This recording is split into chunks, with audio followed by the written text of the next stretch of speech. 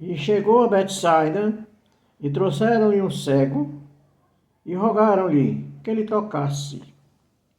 E tomando o cego pela mão, levou-o para fora da aldeia. E cuspindo-lhe nos olhos, e impondo-lhe as mãos, perguntou se via alguma coisa. Levantando ele os olhos, disse: Vejo os homens, pois os vejo como árvore que anda. Depois tomou e pôs-lhe as mãos nos olhos, e ele, olhando firmemente, ficou restabelecido e já o via distantemente tudo. E mandou para a sua casa, dizendo: Não entres na aldeia. Aleluia. Li esse texto bíblico para nós meditar nesse trecho da palavra de Deus.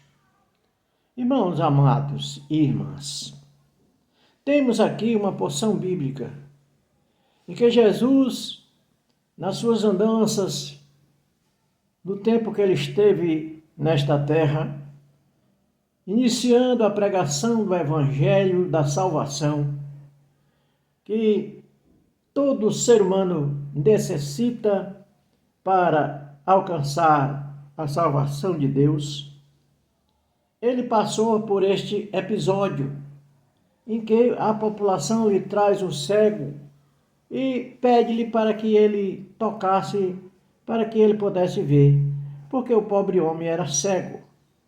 Meus queridos e amados irmãos, essa história é muito importante e muito interessante para a gente meditar e tirar daqui alguns ensinamentos importantes para a vida cristã.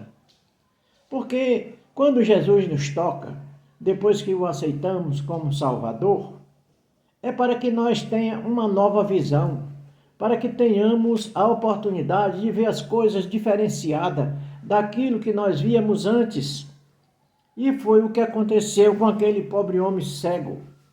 Mas, quando ele terminou aquele projeto, de cuspir nos olhos do homem, o que Jesus quis fazer? Jesus quis transmitir para ele a visão que ele tinha, a visão de Jesus, para que o homem pudesse ver. Mas quando ele perguntou para o homem o que ele via, ele disse que via homem como árvores que andava. Mas, irmãos, homem não é árvore e árvore não anda. Então, foi necessário que Jesus lhe retornasse a mesma imposição de mãos, para que ele pudesse ter esta oportunidade de ver as coisas direitas como tinha que ser vista. Então, quando Jesus lhe tocou pela segunda vez e perguntou-lhes: E agora, o que vês? E ele disse: Agora, Senhor, eu vejo nitidamente ao longe.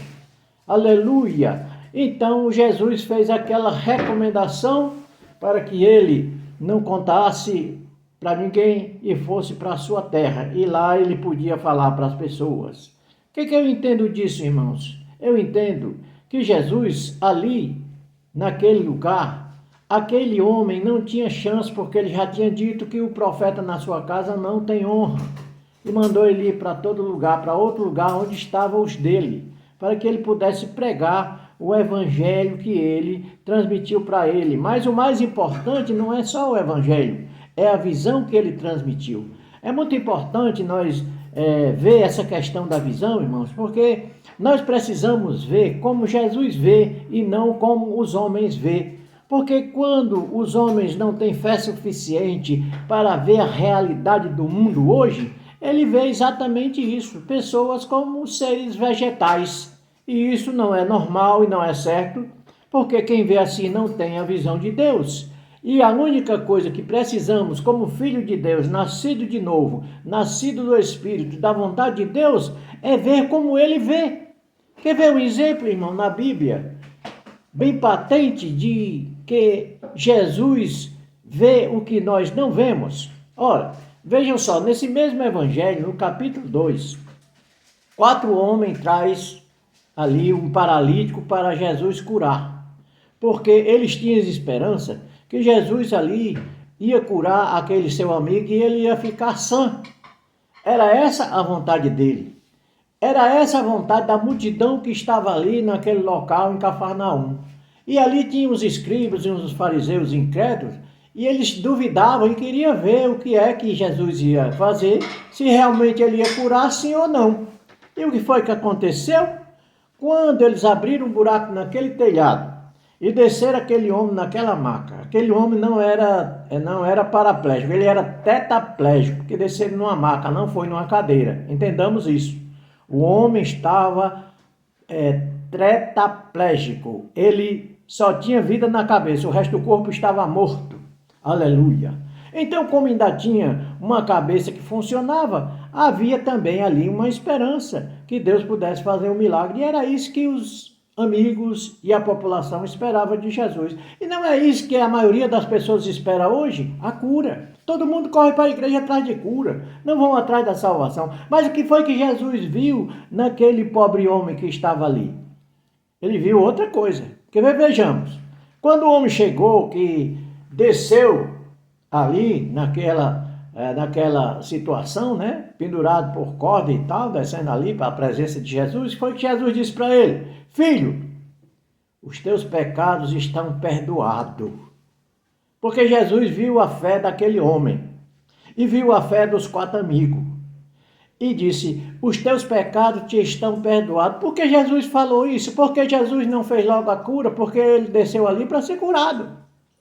Porque Jesus viu um mal pior do que a situação do corpo daquele homem. Ele viu uma alma leprosa pelo pecado.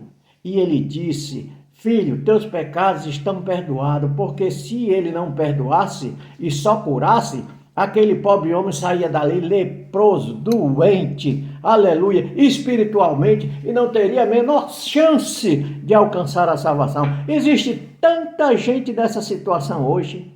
As pessoas correm para as igrejas, atrás da cura, atrás do benefício, atrás da prosperidade, e esquece a sua alma, que está leprosa e cheia de pecado. Irmãos, e nessa situação é provável que tenha milhares e milhares de crentes nas nossas igrejas, em nossas denominações, nas denominações demais que estão por aí neste mundo. Aqui na Europa, onde eu estou, isso é bem patente, deve ter um bocado deles. Mas, irmãos, Jesus não quer que nós vejamos com os nossos olhos. Ele quer que nós vejamos com os olhos deles. Porque quando Jesus viu com os olhos divinos que ele tinha, ele viu o homem leproso. Por isso que ele disse: perdoados estão os teus pecados. Aí veio os fariseus pensar nos seus corações: isso não pode, só Deus pode perdoar pecado. Mas aí Jesus, conhecendo a intenção do coração daqueles religiosos incrédulos, ele disse para ele: olha, para que vocês saibam que na terra o Filho do Homem tem poder, eu também posso dizer para este homem: levanta-te, pega a tua cama e anda e vai para a tua casa. E o que foi que aconteceu? Quando Jesus falou estas palavras, o homem se levantou, botou a maca debaixo do braço, não precisou mais dos amigos, rompeu a multidão e foi embora para a sua casa. Oh, glória! Então, irmãos, o que é que nós precisamos? Precisamos de ter a visão de Deus. Meu irmão, o que é que você precisa? É ter a visão de Deus. Não deixe de rever os seus conceitos e procurar todas as oportunidades que for possível para que você possa alcançar o benefício maior de Deus, que é a visão dele, para que você veja como ele vê, porque o que Deus espera de nós é que através de Jesus na nossa vida, nós possamos ganhar muitas almas, vendo o pecado, vendo a lepra do pecado e não as necessidades humana, porque as necessidades humanas a gente corre atrás, as necessidades humanas a gente busca, a gente arranja, a gente ganha. Para que é que a gente trabalha? Não é para ganhar a vida? Então vamos ganhar a vida, mas vamos fazer a obra de Deus corretamente,